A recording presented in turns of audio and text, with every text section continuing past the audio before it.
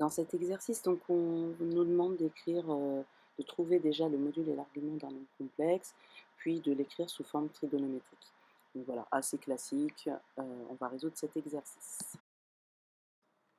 Alors, la forme trigonométrique, on rappelle que c'est module de z, facteur de cos θ plus i sinus θ, où θ est un argument du nombre complexe z. Donc la première étape consiste à calculer le module de z1.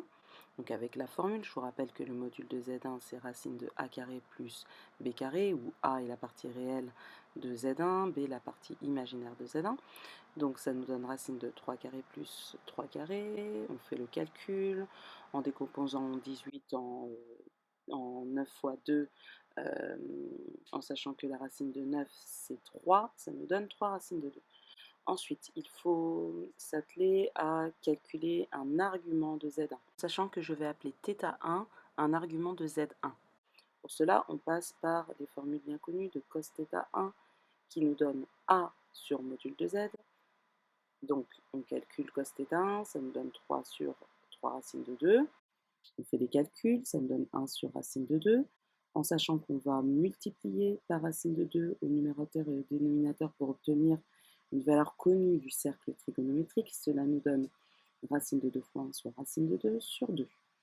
On fait de même pour sinus θ1, sachant que sinus θ1 c'est b sur module de z. Donc on obtient exactement la même chose, racine de 2 sur 2.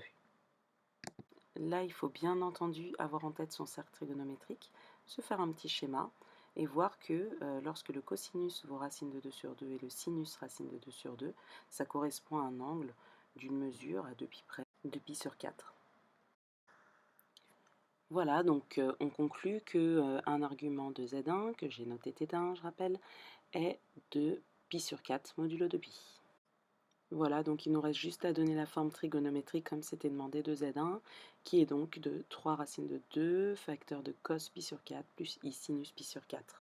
Alors pour l'exemple B, donc on va procéder exactement de la même manière. On a Z2 égale moins racine de 3 plus i. Premièrement, on calcule le module de Z2. On trouve 2, je détaille plus le calcul, hein. Ensuite, on cherche un argument de Z2, donc pour cela, même chose. On utilise la formule qui donne cos θ2 égale A sur module de Z2, ce qui nous donne moins racine de 3 sur 2. Le sinus de Z2, de θ2, pardon, qui nous donne B sur module de Z2, c'est-à-dire 1 sur 2. Ensuite, on regarde notre cercle trigonométrique. On place le cosinus à moins racine de 3 sur 2, le sinus à 1 demi.